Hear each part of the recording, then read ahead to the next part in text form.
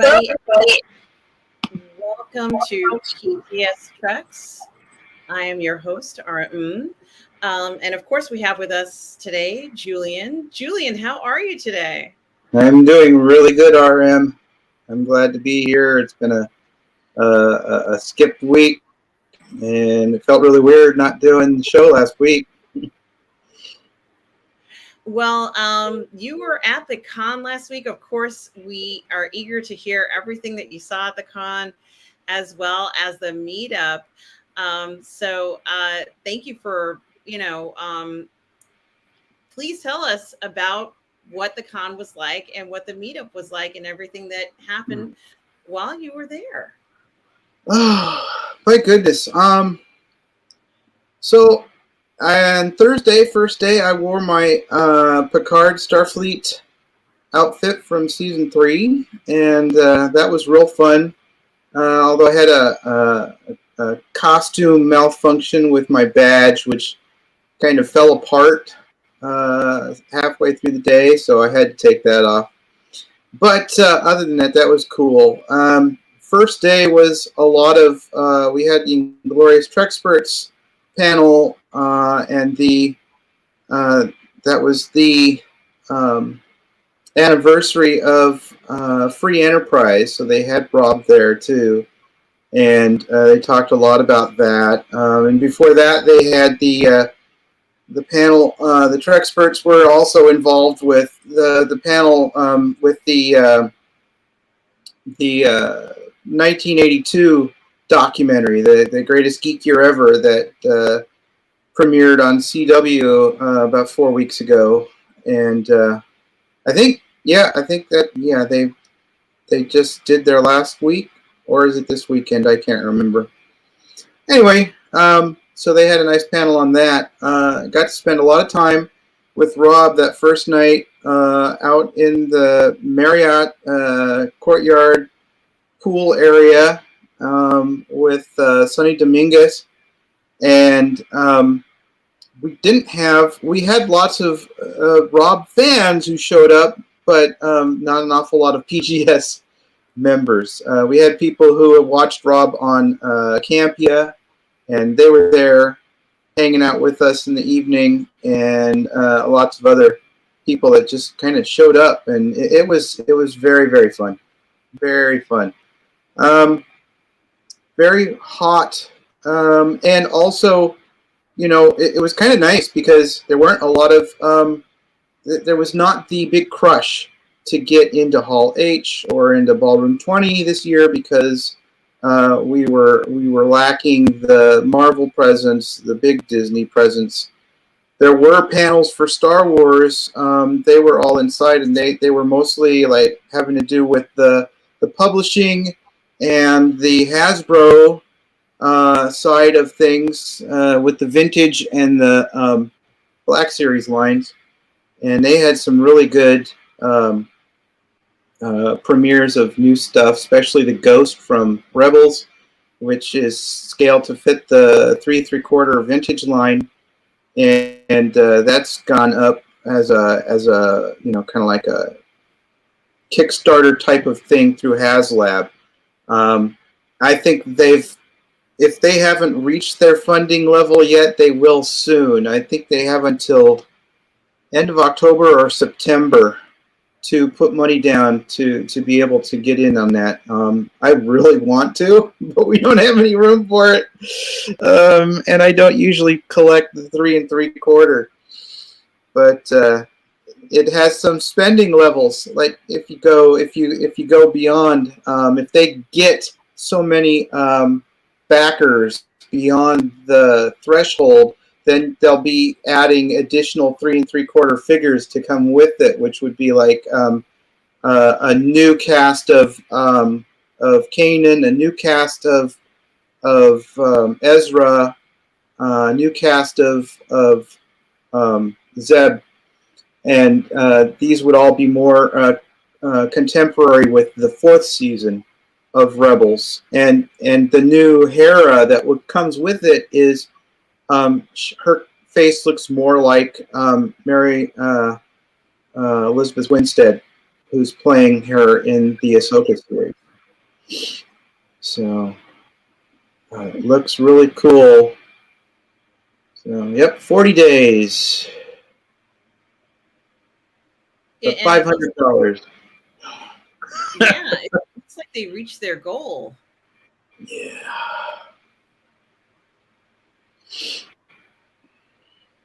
And I do see what you're talking about.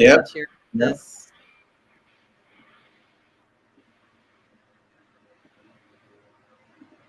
The different figures and everything. It's actually a lot of pictures. Yeah, it looks good. I heard people talking about this. Yeah, You saw it in person. Yeah, well, they had it down at the HasLab showroom. You know, the area on the vendors floor. They had it down there, and they were opening it up so you could see everything in there.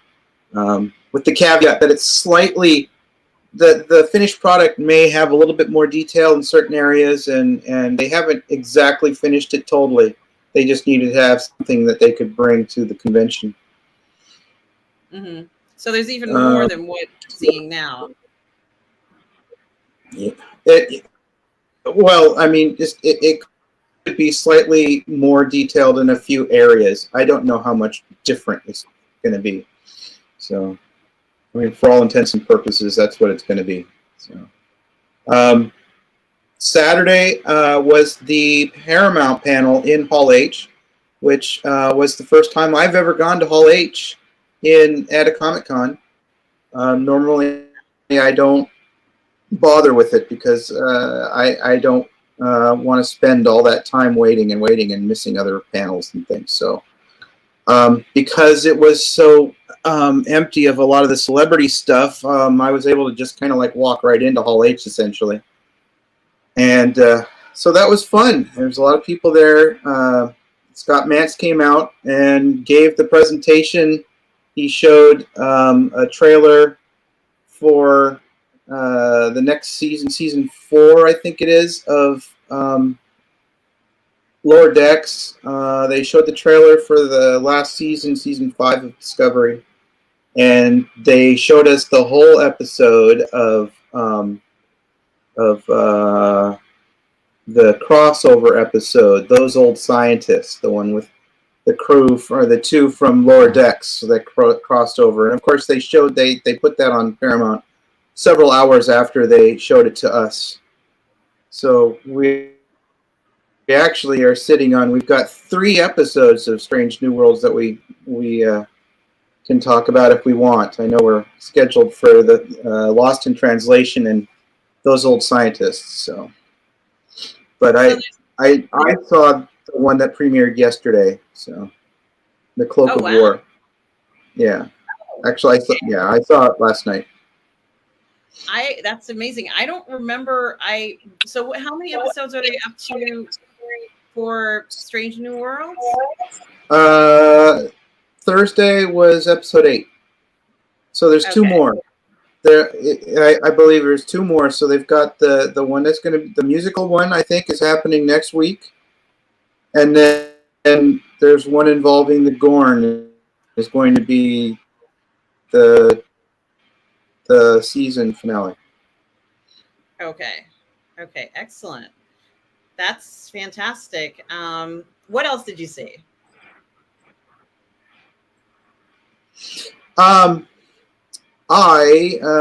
was, well, let's see. Sunday, I wore my my Imperial staff officer outfit, my black security outfit, and went to the 501st and talked with one of the guy who oversees the CRLs, the costume regulations, and he looked over my stuff and gave me pointers on what I need to do to make it acceptable for inclusion in the 501st. And so all I have to do, I've already set forth on doing that, and so I'll be sending in my photos to see if I can get to become part of the 501st perhaps next month or so. I don't know. We'll see when I get the stuff that I need to get and that kind of thing. And I have to cut the straps off of my riding boots. I'm like, they've been with me for years. So we'll see. And the 501st was part of. They had one specific room. One of the meeting rooms had all of the Star Wars stuff stacked all right in a row on Friday. Yeah, Friday, and it was that was one of the only ones I really had to spend a lot of time in, other than on Sunday when I was waiting in line to get into the panel room where the Starship Smackdown would be. So we saw this. I saw the Starship Smackdown. That was real fun. Got my picture on Sunday. That Paramount had a setup that you could sit in the captain's chair of the Enterprise from Strange New Worlds, and it had kind of like a thing set up in the back. You could see diagrams of the Enterprise and stuff like that. So me in my Star Wars outfit, yeah, got my picture taken in the Star Trek set. So that was pretty cool. It's a Star Wars Star Trek crossover. Yes, it was fun. And that was pretty much it for me. I had a really good time. Yeah. And Sunday after Starship Smackdown, ended up back at the Marriott with Rob and a few others. Sonny showed up again, and we just hung out, had a few drinks, talked. So, yeah, it was good. Yeah. So you had a good time. Yeah. Okay. Some people thought it felt crowded just the same. I really couldn't tell. Other than Hall H in Ballroom 20, it seemed just as crowded as any other con. So I don't know. Okay. Yeah, that's. Did you go for all of the days of the con, Julian? Yes, I did. Okay. Thursday, Friday, Saturday, Sunday. Okay, cool. Okay, that's that. Thank you for sharing that. Did you have anything else you wanted to talk about the con? No, it's possible that a lot of people may have seen the live stream that Rob did on Thursday when we were out at the Marriott. That was a blast, and he was asking everybody questions about their fandom and just life in general and all this kind of stuff. And it was hilarious. And the sound, unfortunately, was kind of garbage because of there was some fountains right kind of behind us, and they were making a lot of noise. So I know Rob took it down for a while. He talked about perhaps working on it and trying to improve the audio so he could put it back up, because he said he had just a blast doing that. It was really fun. Interesting. So it's not live right now? It's not on there right now? Is it? You said he took it down. Like Friday or Saturday, he took it off of the site, off of the Burnettwork. But okay.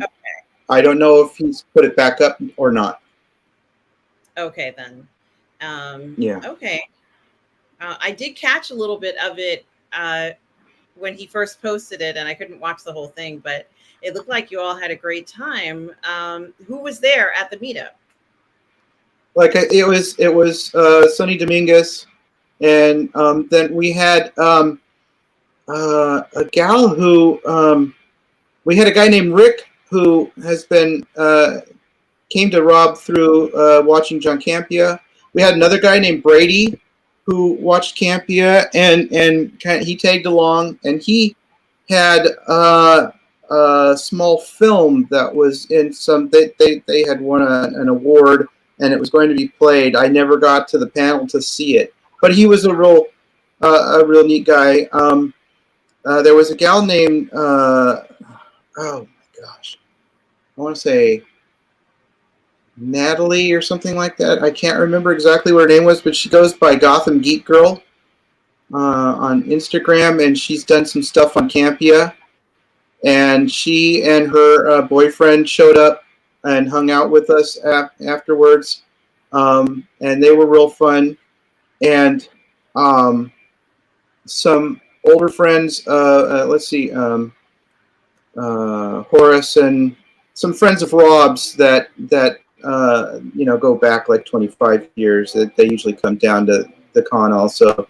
So they were hanging out with us, and I can't remember anybody else at this point in time, but it was fun. Okay, that's cool. It sounds amazing, and looks like Rick Alfonso, who was there, says, "Yep, I was on that live stream." Rick, yep. He also thanked you for the charge as well there. And we have Scott Bartholomew for a $5 super chat. Thank you so much, Scott. We appreciate it. Says, I was pleasantly surprised with this week's Strange New Worlds episode, Under the Cloak of War. In my honest opinion, this is the best this season so far. Is that episode 8? Is that what? Yes. Okay, it sounds interesting. Yes, I believe so. All right. That is very interesting. I don't know if I've watched episode 8. I don't know why I didn't realize there was an extra. So there was an extra episode that came out. Is that what it was, Julian? Yeah, because they showed the crossover episode at the con and then dumped it in the weekend. It ended up being, that was the bonus episode. So they wanted to continue it going. So now we've got 3 episodes to talk about. Interesting. And thanks again, Scott Bartholomew, for mentioning how fantastic the episode is. Certainly we could talk about it too. And Rick Alfonso says, yeah, hi. It was Nadia, he says, who was, I guess, involved. And thank you so much, Rick, for that information. Okay. Any other final comments about the con? Did you want to talk about a particular panel? Did you want to talk about something else that while you were there? No, I think I covered everything that was highlight. I mean, it's a wonderful experience. It's fun. Just hanging out. I'll say this. I think this was one of the funnest cons I remember in a long time. It made me. I had the feeling that it reminded me of cons that I'd gone to when I was up in Seattle with a lot of friends. We haven't had that close camaraderie with a lot of people down here in San Diego, and so being there with people from the PGS, people who coalesce kind of around Rob, and just shooting the shit about Star Trek, Star Wars, Blade Runner, Dune, all sorts of stuff. People were asking questions. We were talking about this, that, and the other thing, comparing this and that. And it just, we spent 6 hours just shooting the shit, and that to me, that made my con. That was so great. And so that was my great memory of this convention this year, was doing that. Just hanging out with people who had all these things in common, that just, we have this thing, this coalescing, of friendship. And I told Rob, I said, it's because of you. You started the PGS. Look at all these different people that came together, because because of this thing that you started on the internet, So he's like, no. And I'm like, yes.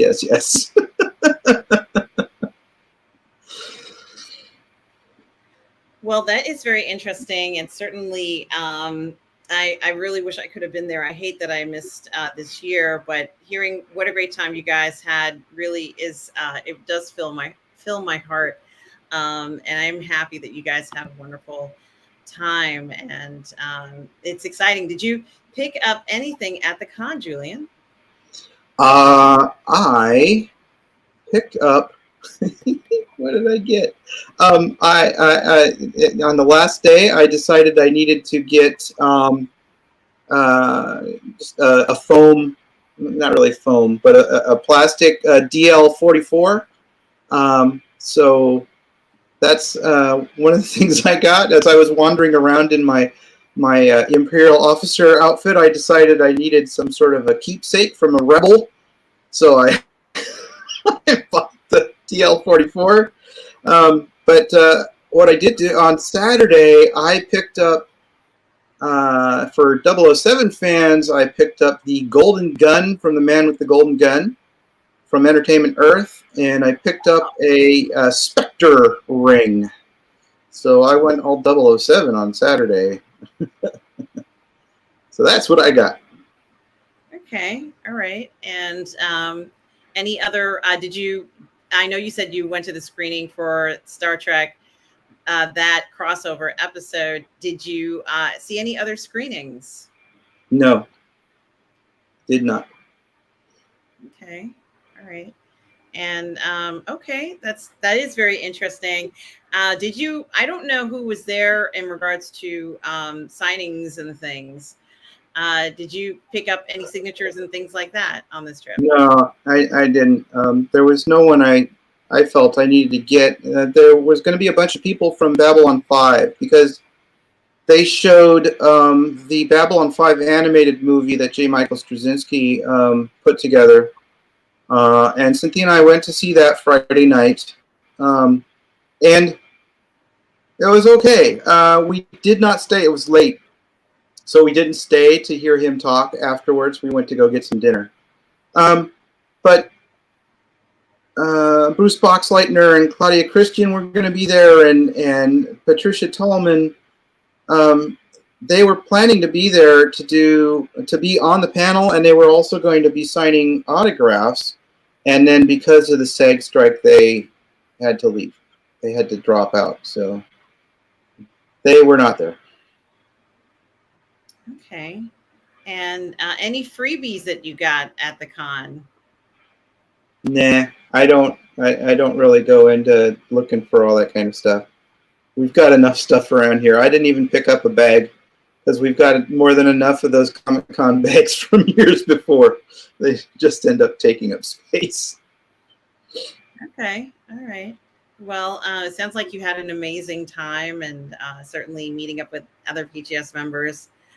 Sounds like that was a success. And I did see the video, but it's been privatized. So I was going to try and pull it up and just show a bit of it while we were talking, but I can't because it's, well, I can, but I'm not going to because it says it's private. Yeah. So, but yeah, hopefully, yeah, not for anything bad. It's just the sound was bad, and so he put it down for that.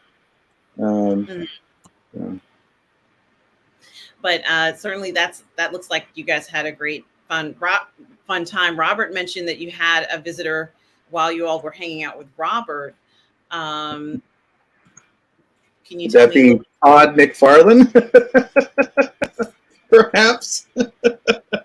Yeah, Todd McFarlane came over to say something to Nadia and that Gotham Geek girl, and because they had talked before another panel, and so Rob came back from he had gone off to use the restroom, and he came back and he's about to sit down, and he looks over, and this look on his face, he's like, "Is that Todd McFarlane?"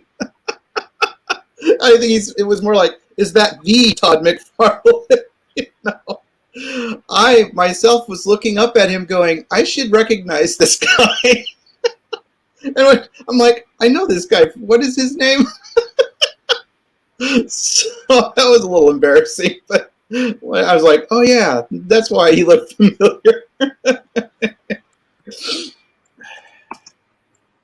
And yeah, so Rob had a really good time. I thought Rob already knew him, and I thought he was being kind of ironic or sarcastic at first.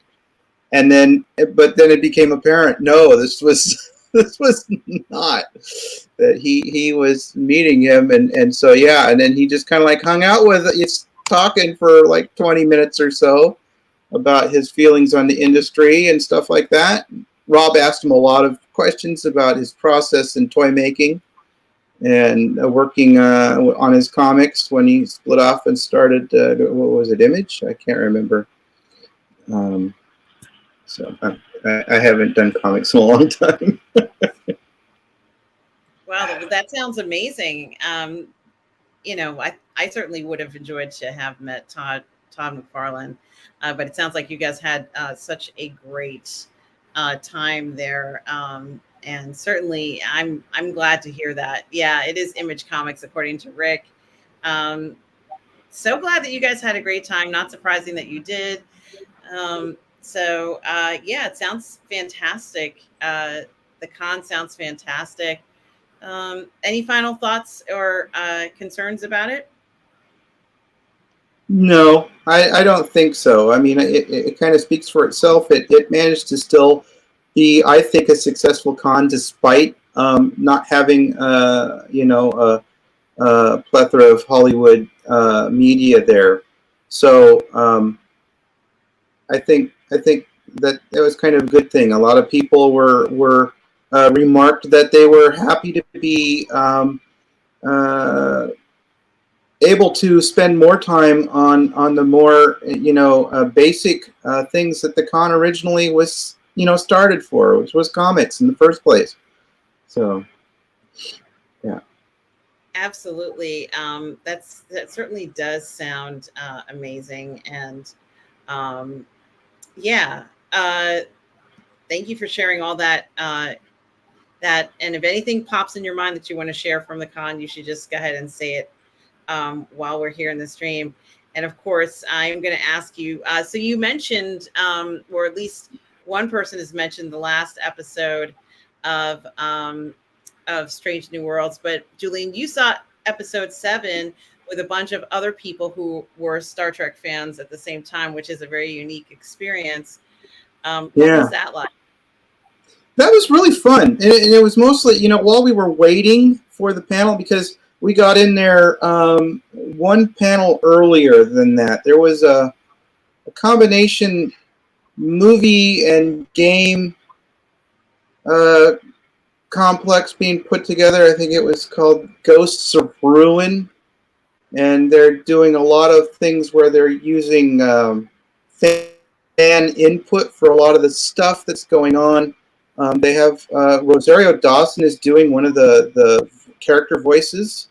I don't recall many of the other actors who were, because they were not actors I was familiar with. But they presented what they were doing. They're kind of in a crowdfunding type of thing phase, I think. They have backers, they have producers, but they're still working on it.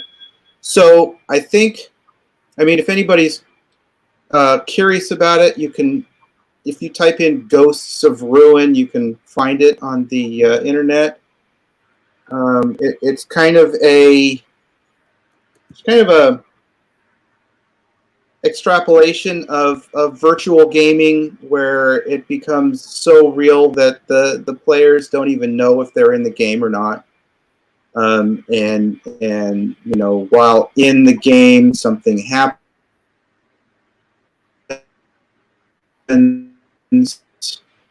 where people are being killed and they're trying for real and they're trying. Okay, that's cool. So we watched that, and then in between, while they were getting ready for the Paramount panel, you get the chance to chat with the people you're sitting next to. So I was asking my seat neighbors, what they were looking forward to, what their favorite Trek was, that type of a thing, and were they enjoying Strange New Worlds and that kind of stuff. So that, again, that's one of those wonderful things about conventions, is when you go to a convention, you can you know that a lot of the people are there for the same reasons that you are. It might not be exactly the same reason, but it's certainly, their fandom is going to mesh with your fandom in ways that make us all really kind of like interrelated in our fandom, which is wonderful. Absolutely. So which Strange New Worlds episode would you like to start with? Because it's been a little while. I guess it's 3 episodes since the last time we were here. So yeah, so what we would have done last Friday was the Lost in Translation. I guess that's the best place to start.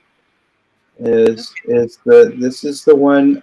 So the Enterprise is assisting deuterium processing plant that is having issues trying to get up and running, and they are there along with the Farragut.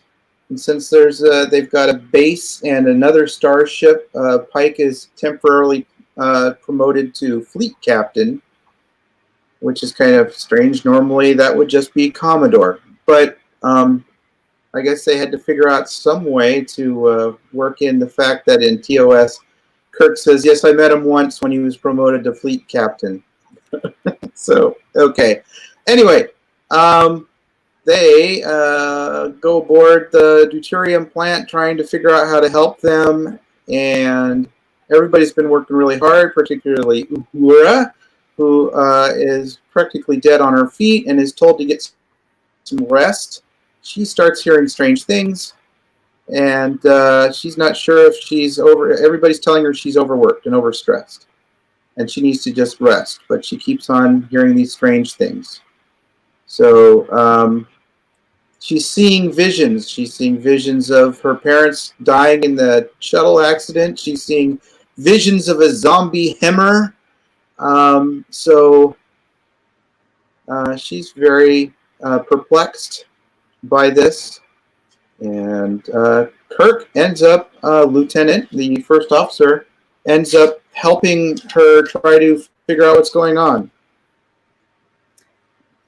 Yeah, he certainly did help her a lot in this episode, and from what we can see here, there's I was looking to see if we could see the zombie Hemmer, which was pretty interesting. She kept seeing his image pop up time and time again, and this very unusual episode, I guess, because they were harvesting this mine or trying to get this mine back online, and it looked like when they did this, it was actually hurting, I guess, a life form, if that's what they're called, this life form that lives within, I wish they had a picture of it, but they don't, within the station that they're working on. So I thought it was pretty interesting.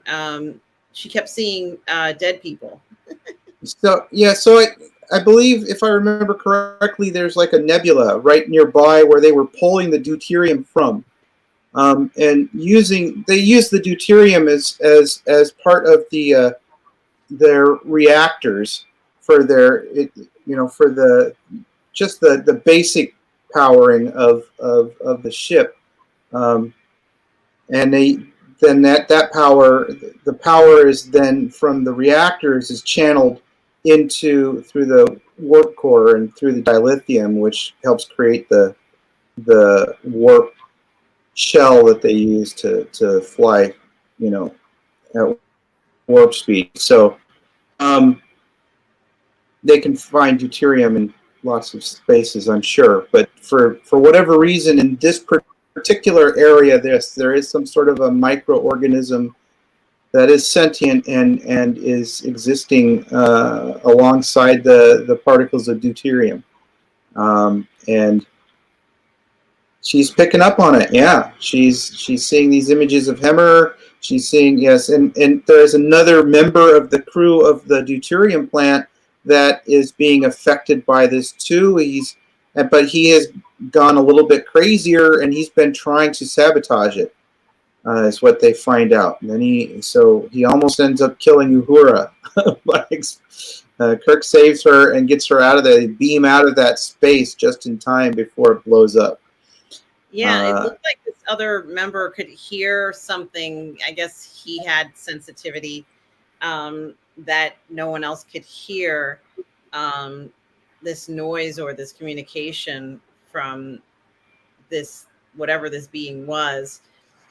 And I think it was interesting. My favorite part was the fact that she told him that the station that was doing the mining had to be destroyed. Well, the only reason they had to destroy it was because whatever had happened to it had gone into a situation where it was going to overload anyway, because of what everything that had happened to it. So I think if they figured it out earlier, they would have been able to shut it down without having to actually destroy it. But the creature's actions kind of precipitated the fact that it had gone into a situation where it was going to make things worse. And so she's like, yeah, we got to destroy it now. Just to let them know we're not going to do this anymore. We'll go somewhere else. It was actually affecting her and the other crew member into sabotaging and doing all sorts of nasty things on the ship and stuff like that. I liked this episode. You know, I thought it was a pretty decent episode. What did you think of it? At its core, I think it is it's a Star Trek sci-fi type of story, and I think that it has that going for it pretty good. I think that how she threw everything together, when she put it together and pieced it together, was a little quick.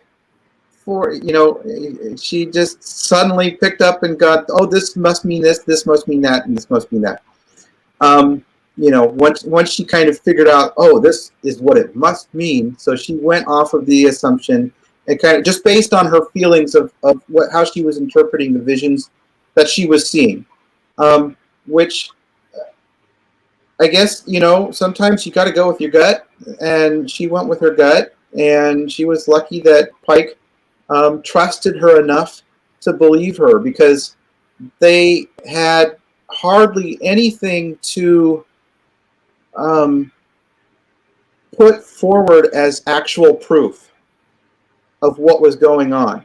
There was, other than what she was experiencing and what the guy who blew himself up was experiencing, nobody else was experiencing these things, and they were not able to, if I remember correctly, there was no real way for them to scientifically show that there was some sort of an effect because of this, that, and the other thing. You know, there was nothing there.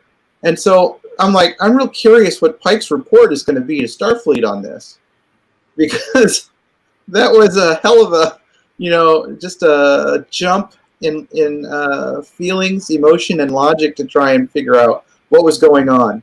And so, okay, they figured it out.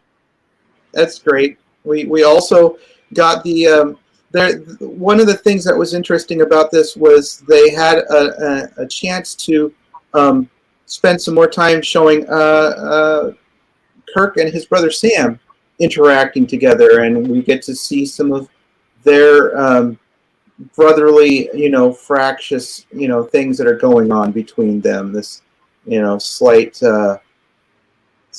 competition based on, you know, George feeling a little insecure, feeling like he has to compete because of whatever feelings he has towards their father. So that was kind of interesting, you know. And of course, Kirk's like, hey, whatever you're, don't put that on me. That's on you. Those are your feelings, your emotions. I understand what you're saying, but I'm not competing with you. So if you feel it's a competition, that's on you.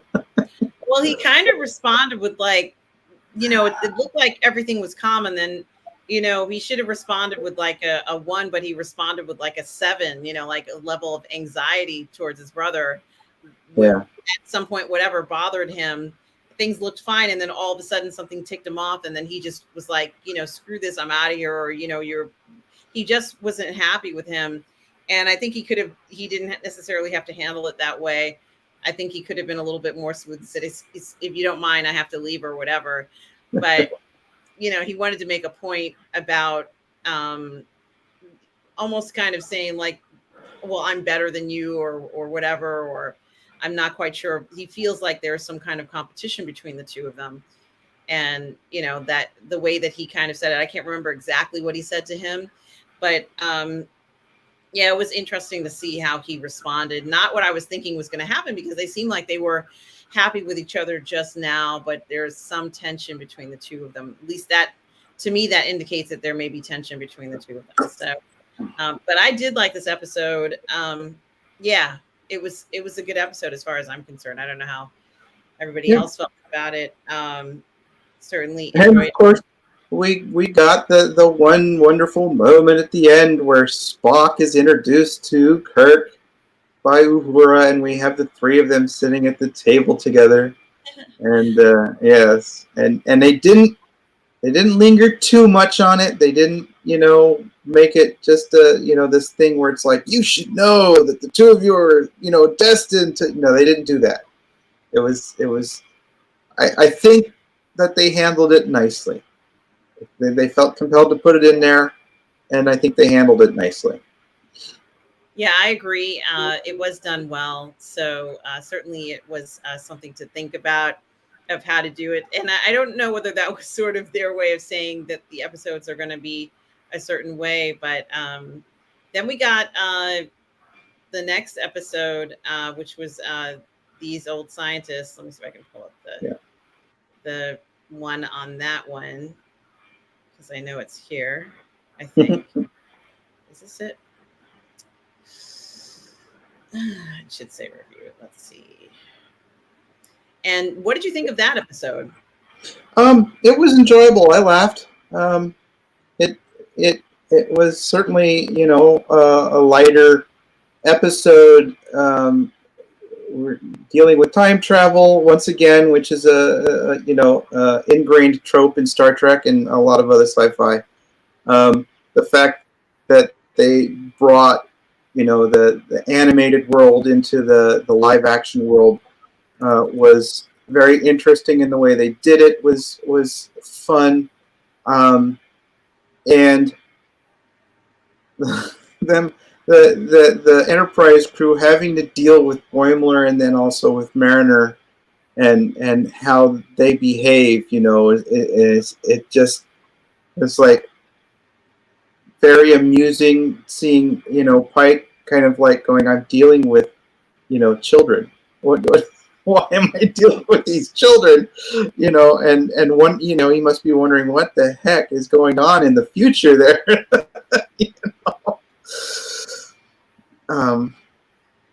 But it was fun. And I am just recently kind of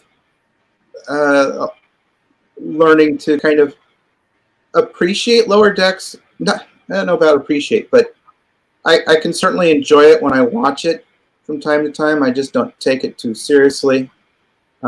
It's so self-referential sometimes. It kind of is a little maddening to me. That there would be these people in a certain time that would know so much, all these things about everything that happened, as if they were watching the show, right?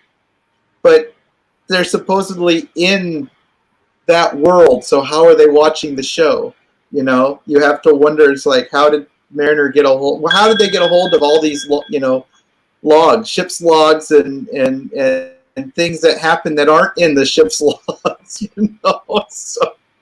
So that is kind of crazy, but it was fun, and one of the fun things that they were able to do because of that is here is Mariner and Boimler kind of fanboy and girling over the crew of the Enterprise, and then as they are working on trying to get Mariner and Boimler back to their period, they're fanboy and girling over the crew of the NX-01. So, which is almost about the same amount of time in space, that we're dealing with on either side of the Enterprise. So that was kind of cute. It's like, yes, there are people who are going to be like, oh, this is the thing that got me to want to go into, Uhura talking about how much she studied Hoshi Sato, from Enterprise, and how much of an inspiration she was to her to go into communications.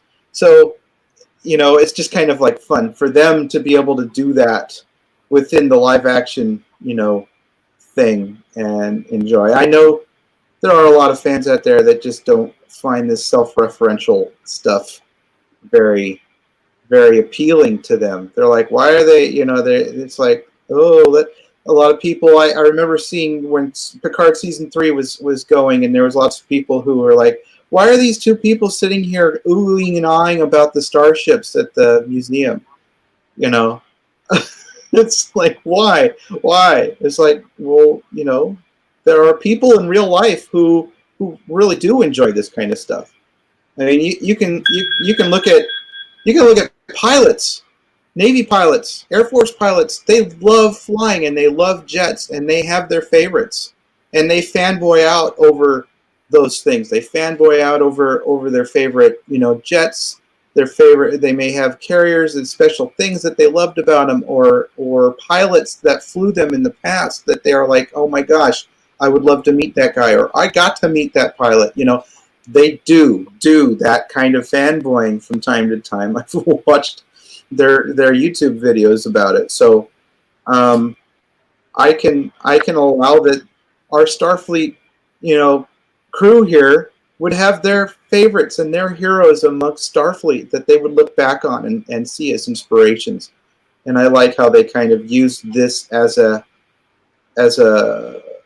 showcase to kind of like bookcase that, and show it. Yeah, and he was kind of like, the clue provider where a problem came along and he's like, should I tell them? Yes. Here's what you need to know, and don't say you heard it from me, and I don't want to know, like there was a lot of that going on with this character, and he was just very carefree and fun,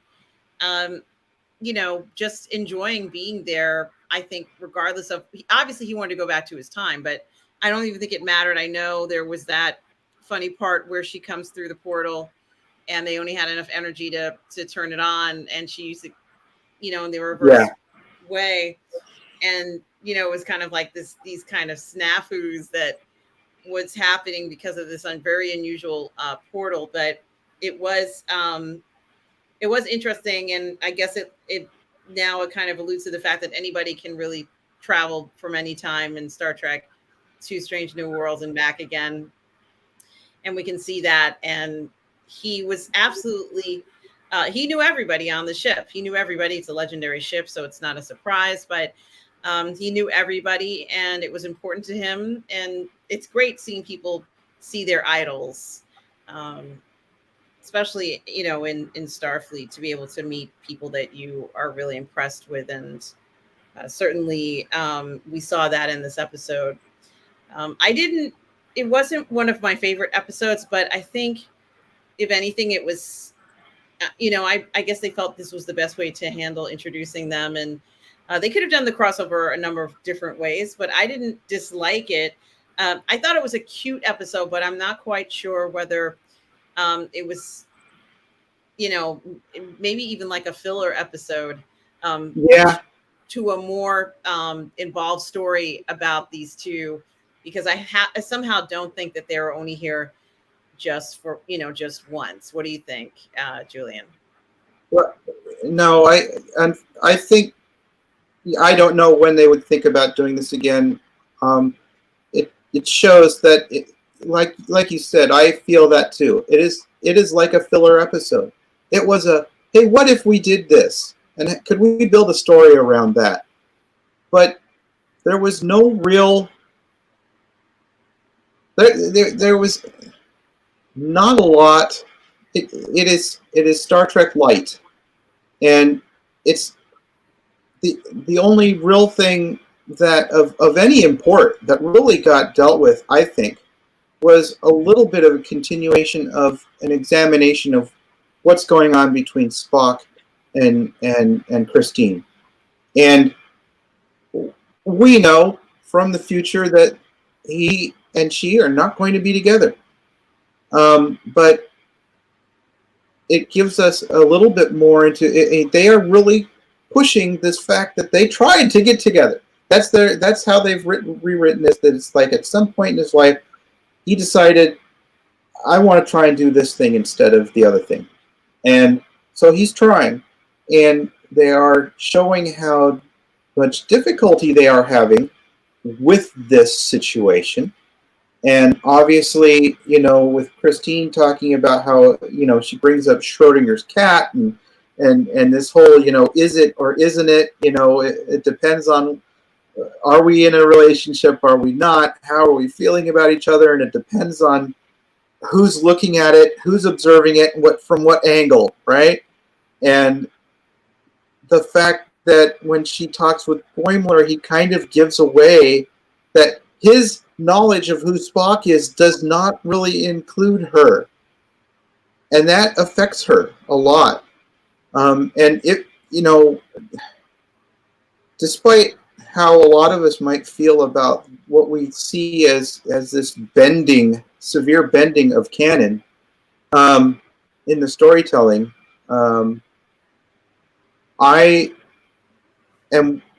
this show is its own thing. And it's able to, and I'm letting them do their own thing. And so I am watching the stories from that point of view, and I'm watching what the actors and the characters are doing within these stories. And I like what I'm seeing from the actors. They're wonderful, and they are doing things that when there are times when it moves me, and I appreciate that. And I'm certainly enjoying what I'm seeing, especially from Jess Bush as she plays Christine Chapel, and giving her a lot more nuance than we ever got from Majel Barrett when she played her role. So I'm appreciating that, and I can feel how they're teeing up certain things to go certain ways to try and get it to merge with the TOS canon a little bit more. So, yeah, that's about the only thing that, of import that happened with this. The rest of the episode was just, oh, that was fun. So, They certainly did look like they were having fun. And yes, it's very funny to see it there. And I think their uniforms also looked really good. Yeah.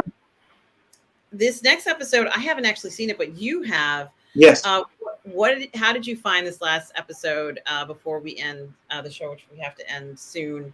Oh, yeah. I was a little bit later tonight, but what did you think of this episode that seems like everybody seems to love? This is a really dark episode. It deals with post-traumatic stress brought on by, extreme combat and the horrors of war. And it throws a lot of our principals into a situation that they never thought they'd have to deal with so closely. We've seen from the very first episode of this season that Dr. Mbinga and Christine have an experience of war together during the Klingon Federation War, and we find out what that is, a lot of it, that they've, learned how to fight together and things like that. But we find out more about why Mbinga knows how to fight as well as he does, is that before he became a doctor, he was a covert ops agent who has quite a kill score going for him. So what happens is we have this Klingon right here in the image, who is now an ambassador. He was a general during the Klingon Federation War, and he defected to the Federation. He is known as the Butcher of Chikar or something like that. I can't remember the name of the planet, but apparently he supposedly killed a whole bunch of his fellow Klingon officers because he was ashamed and disgusted at their behavior during the war and how they were killing indiscriminately. And so he has been trying to use his place in the Federation as being a broker of peace. And so he's been trying that. And so he's been brought on board the Enterprise so that they can take him to this other place after having just finished brokering a peace agreement on a planet, and we find that there are an awful lot of people on board the Enterprise that are not happy with him being on board the ship, because he was the commander of the Klingons at the planet where Mbenga and Christine were. And we see their side of this battle about how they're trying to save their fellow Starfleet officers. They're doing some sort of they're set up a hospital in the MASH type of unit, an army surgical hospital, and with transporters, and instead of helicopters bringing in the wounded, the transporter pad is bringing in the wounded, and so this klaxons, transport in progress. You always knew there was more wounded coming in, more wounded. And the stress of having to try and help these guys because they don't have all of the resources that they need. And so it's, without giving too much away, it's a very interesting study in how these former antagonists are having to deal with the fact that they have this guy that they don't want to deal with right in their midst, and they're being asked to play nice with him, to be polite and correct, despite their feelings towards him. Some of them don't even trust. They don't trust him at all. They think that it's a trick. So yeah, it's a very hard thing. Pike's trying to shepherd his crew through this and be ambassadorial, and be the peacekeeper of the Federation. He's trying to do the best he can, and he's having trouble because his crew is under considerable stress having to deal with this guy. So I think a lot of the themes that are touched on here are touched on better in Deep Space Nine, in how the Bajorans have to deal with the former occupation of the Cardassians. And we saw really good stories in Deep Space Nine that dealt with that, particularly with Kira. But still, given how they've decided to set up how this incarnation of the Federation is working, I think it was an interesting setup, an interesting story, and there's no real clean-cut answer at the end of it's like the argument being put forward that should we be able to give people a chance to show that they've reformed, that they're trying to turn over a new leaf, and at the same time, are there crimes that they need to pay for, that they need to own up their own responsibility for those crimes in the end, and how do you make that decision? And that's tough. And so that was kind of the gist of this story. So was it your favorite episode? A lot of people are saying that it was their favorite episode of the season so far.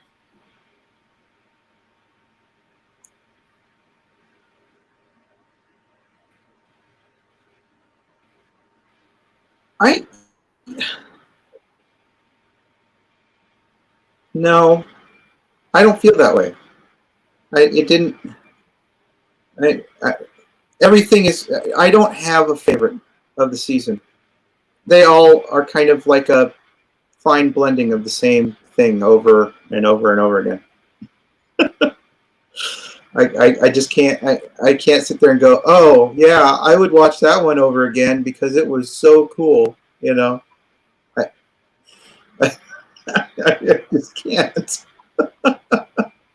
I may at some point watch these again, but I just don't have a favorite. Yeah. Yeah, that is very interesting. So before we close the show, is there anything else you want to comment on, Julian? Yes. I went to a God, what was that panel? Oh, it was 50-year anniversary of Star Trek animation.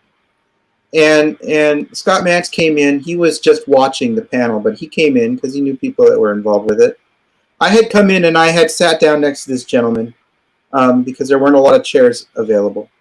And as I saw Scott come through, and I said, Scott Mantz, and this guy was getting Scott's attention at the same time. So Scott turns, comes towards us, and he's looking at the guy sitting next to me and looks at me like, who's this guy? I don't know this guy, right? Because I've never actually met Scott Mantz as many times as I've seen him at Trek conventions, you know, and stuff like that. I don't know this guy.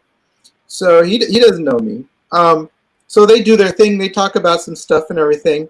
And then the guy sitting next to me kind of looks over and he goes, sorry for interrupting. I said, oh, no, I don't really know Scott Mantz. I'm just a fan because of the Enterprise incidents and other stuff that he does and things like that. And he said that his name was Tony, and he was the editor, or he runs the trekmovie.com, the page that we get like constantly. Yeah, I know. And I said, oh, trekmovie.com, I'm constantly on your site. And I told him about our show here at PGS Treks, and I said it was on the Burnettwork. He goes, oh, so you know Mark and Rob? And I was like, yeah. And then he just kind of like, oh. And I was thinking, I wonder if I made a mistake.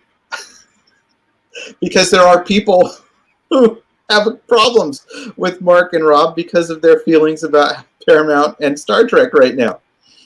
So I was like, uh-oh. So, yeah. That was interesting. Yeah, that is interesting, and that's cool that they are that they know we do watch. Like, I'm constantly on that that website. I love it. So Julian, thank you for tonight's show. Julian, where can people find you? They can find me on the Burnettwork, and they can find me on Facebook, and they can find me on Instagram. Julian, all right, and guys, and Julian, thanks again, guys. You can always find me here on my channel, here on the Burnettwork, as well as on my channel, Positive Fandom. And Tom, thank you so much for your help. We are all good people. Appreciate you helping out tonight.